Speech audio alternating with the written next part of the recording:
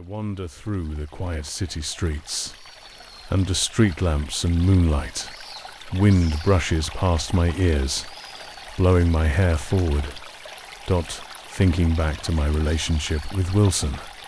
The signs were already obvious, but I was too blinded by love to see that he was cheating on me. Today was just the moment I saw it in real time. Walking down the pier with his arm around a girl. As I'm in my thoughts, strolling with my head down, my shoulder suddenly bumps into something hard, and I raise my chin to see. Ivan, one of the other students attending the university. I instinctively turn my face towards the darkness, avoiding his sight to wipe my tear-stained face. Double quotes, oh.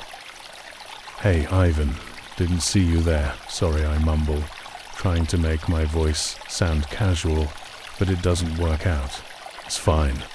I should have been watching where I was going anyway, he replies, looking my face over carefully, already noticing my paleness. A mixture of concern and confusion flashes over his face as he asks, "Are you all right, Liam?" I fake a smile and nod my head, attempting to walk around him, but he stops me, putting his hand on my arm. "Do you want to talk about it?" he adds, but I sorrowfully reply, "No." Then he lets me go and steps to the side, watching my figure retreat down the road and into the darkness of the night. I wake up the next morning, lying in bed, dart my pillow soaked in tears and a bit of blood running down my chin from my nose, and I sigh.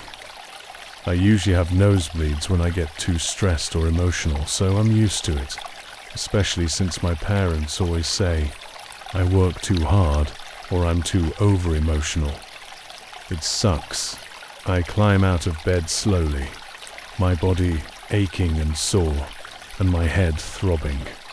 After I left Ivan, I stayed outside, walking around for another 2 hours in the cold dusk air. I lumber over to the bathroom across the hall from my room, opening the door and stepping inside. The first thing I see is my haunting reflection in the mirror above the sink. I look like a ghost with how pale my skin is from what it usually looks. Like my green eyes dimmed like coal, and my filthy blackened clothes full of wrinkles. I grab a tissue and quickly clean up my bloodied nose. I jump into the shower for a few minutes, then dry myself off with a small white towel before walking back to my room.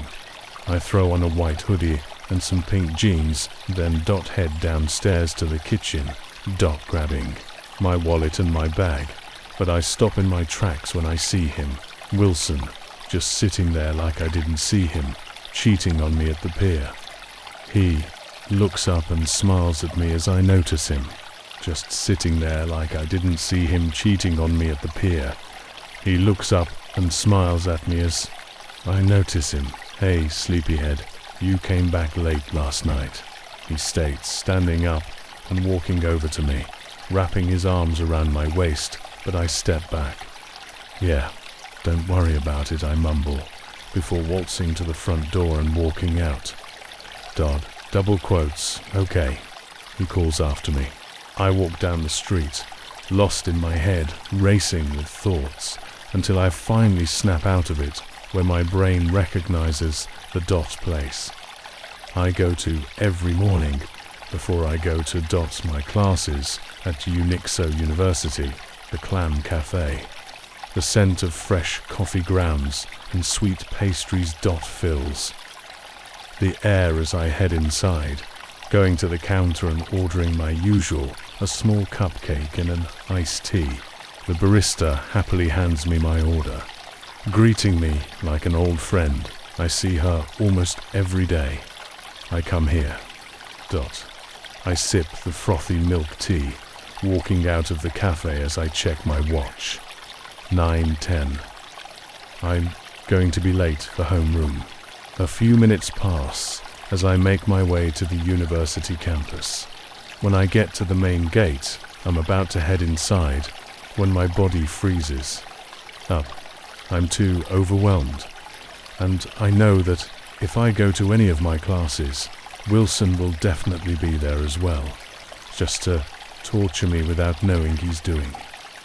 So, why did it have to be me that he cheated on? I stand there trembling for what feels like eternity, until a light pressure grazes over both of my shoulders, and my head snaps to the side to look behind me, and I see it's just Evan. I know you're not okay. Liam, just tell me what happened. You can trust me, he says. I gently push his hands from my shoulders, taunting my body to face him completely, taut before speaking. It's nothing really, don't worry. Then I force another smile before turning back, taking a breath and finally making my way inside.